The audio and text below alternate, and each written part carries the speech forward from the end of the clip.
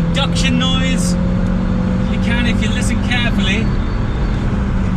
Wonderful turbo whistle.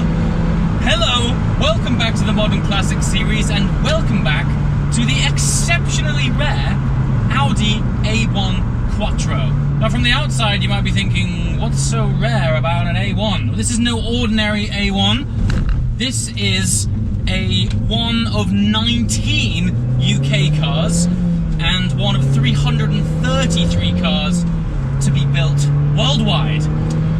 Now, as part of the Modern Classics series, I like to highlight the reasons that I believe the cars that I'm sharing with you have a place on this series. So let's go through what is so special about this incredible little car. Well, first of all, this car is the reason that the Audi S1 exists. Now, it actually originally started as somewhat of a crazy project from the engineers at Audi. You could almost think of this as a sort of weekend job, where some genius thought, wouldn't it be great if we could fit a Quattro system and a 2-litre TFSI engine out of the S3 and wedge it into an A1? So someone high up the command chain at Audi clearly opened the Prozac taps and let the boys at Ingolstadt have a good play around with whatever they wanted, because this car simply was not meant to exist. What I mean by that is, when the Audi A1 launched, it was forever and always supposed to be a front-wheel drive, practical city car, really. I mean, it's a tiny footprint. And that brings me round to the reason why this car was not supposed to exist.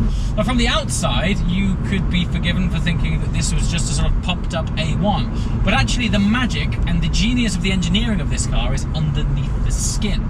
Because in order to fit in the Quattro all-wheel drive system and that 2-litre engine, they had to entirely re-engineer the rear of this car, because there simply was not the room to accommodate 4-wheel drive, therefore a rear diff. So much so that they had to completely remove the spare wheel, which is normally found under the floor pan of the boot, and in that spare tyre well, that is now full of diff. And because that is full of diff, they also had to engineer an entirely new fuel tank, which is now referred to as a saddle tank, because it sort of straddles where the diff now fills the boot. It hasn't compromised the boot space, you just no longer have a spare wheel. And on top of that, they've gone so far as to make the prop shaft carbon fibre. So the details and intricacies of this platform underneath are dramatically changed. And altogether that might not sound much, but the differences between this car and the Audi A1 are 600 component changes and evolutions. That's a lot of fondling and fettling. And so actually, despite the fact that this car when it launched was £40,000, yes, £40,000 for a hot hatch, I think the culmination of those changes and the sum of its parts has well and truly placed this thing in the hot hatch Hall of Fame, namely because of the way that it drives.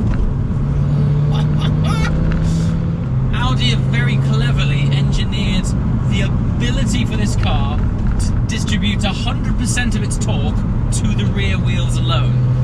And you know what that means? Very fun times. So when you feel this thing starting to squirm around and let go, it's just so engaging and playful. So you're probably wondering, how does this compare with the Audi S1, which by pure coincidence I just sold mine yesterday, and now this lands on my door and reminds me what a beautiful little platform that really was. Now interestingly, I had my Audi S1 tuned to just over 300 horsepower by Abt, and I say it's interesting because this car is just over 250 horsepower. Why I say it's interesting is because they both feel incredibly similar in terms of pace and performance. Now, I lived with my S1 for around about 3 years, and I always used to think that the chassis and the poise and the balance, and particularly the grip of, first of all, the mechanical grip, but also the traction that you gain from having the Quattro all-wheel drive system. Every time I got in it, I would think that this thing could deal with so much more. Here we are.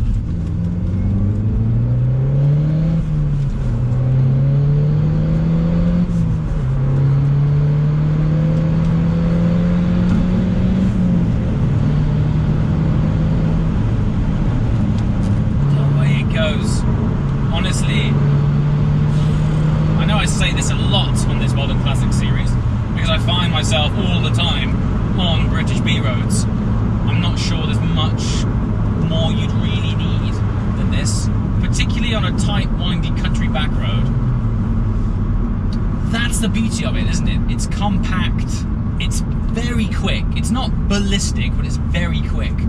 But the importance of this platform is that once it gets rolling and it gets up to that speed, you can maintain it because it's so small, it's so well balanced, it's got so much traction, and the turn in and the grip out of the apex is never ending. And because it's not overly powered, you can use 100% of the throttle 100% of the time. And that's what makes this thing feel like an adrenaline-injected ferret. Slightly crazy, but incredibly agile. I wonder if the handbrake on this is any good. Yes, it is. So what else did you get for your £40,000? Well, as it happens, absolutely nothing at all. What I mean by that is, there were no optional extras on this car. If you were one of the very lucky 19 people in the UK to be invited or allocated a build slot of one of these cars, this is how they came. Glacier white with the Bose sound system and a red rev counter, which I believe was a first for Audi. That was the first time they've ever had a red rev counter in their car. So you might have picked up on the fact that I'm also driving a left-hand drive car. And that's because they were only ever available in left-hand drive. Reason being, the production numbers just didn't warrant them engineering a right-hand drive version. This has the gear shifter from the Audi R8, no less. And how refreshing is that? One of your finest Quattros, please, sir. Here it is.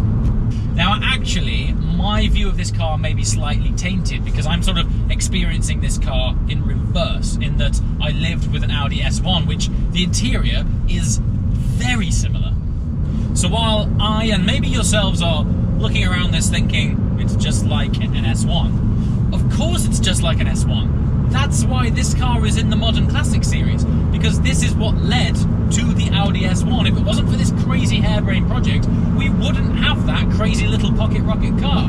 This is the platform that it just got so much love and attention, and when people drove it, it put such a massive smile on their face that all of a sudden there was a business case for creating the S1 and producing effectively a lot more of these things. But the S1 just wasn't quite as special, not just because it was a production car. The total of its components just adds up to a slightly more raw, more exciting driver's experience in the A1 Quattro. In a way, and honestly, in a way, you could almost look at this as a working prototype. I mean, the numbers are so low, I honestly think there's less of these in the UK than there are LaFerraris. Seriously, that's how rare this thing is. Now, drawing comparisons once again with the S1, my car, my little Vegas yellow S1 with the sport pack on it, was actually £38,000, which I actually think makes my S1 look more ridiculous than this at £40,000, right?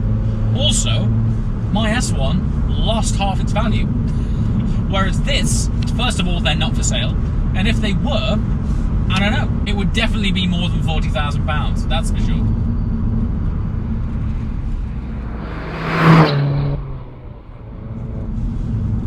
Now, I think for a car that's so special, one of my few criticisms of it is I think the seats should have been more sporty. Now, these are the sports seats, but the driving position isn't exactly amazing. I would love to be able to drop the ride height of my derriere down somewhat and definitely lift my thighs up a little further. But nonetheless, these were sports seats that launched on this car, and there is this cool sort of clamshell that sits on the top of the back of the seats. I don't know what they're for, they just look really nice and they have the words Quattro stickered on them. In fact, there's Quattro logos everywhere on this car, you know, just in case you forgot you were driving a 40 grand hot hatch. And the brakes work. I mean, not just like shed speed, I mean, they are up to the performance of the car, which I know might sound silly, but take the BMW 1M I drove, for example, those brakes, well, were not. I don't know what was going on there. Anyway. Seriously though, the grip levels are exceptional. And it rides so flat. So flat. I mean, really, this defines pocket rockets. Next level bonkers. I'm not joking when I said it was the adrenaline-ejected ferret. Just nuts. It doesn't sound that great. I mean, it doesn't have the most exotic engine, but it is heavily turbocharged. But once you start to thread this down the road, at the pace, the momentum that this thing can maintain, this whole series, really, this whole Modern Classic series has made me question so much about modern day supercars. I mean, there's so much to celebrate, don't get me wrong. But the more I drive these things, I mean, this thing isn't that old, it's 2012, isn't it? But there's so much to be said for usable performance. The other thing that makes this car interesting is that we are in the era of the second generation of the Audi A1. And while I'm sure there will be a new S1, and who knows, they might even make an RS1 of this new platform, this will always be the original A1 Quattro, which started the bloodline of the S1. And that will always cement this thing's place in history. And that's another good reason as to why this thing is very much welcome as part of my Modern Classic series. As always, guys, thank you so much for watching. I'll just see you next time.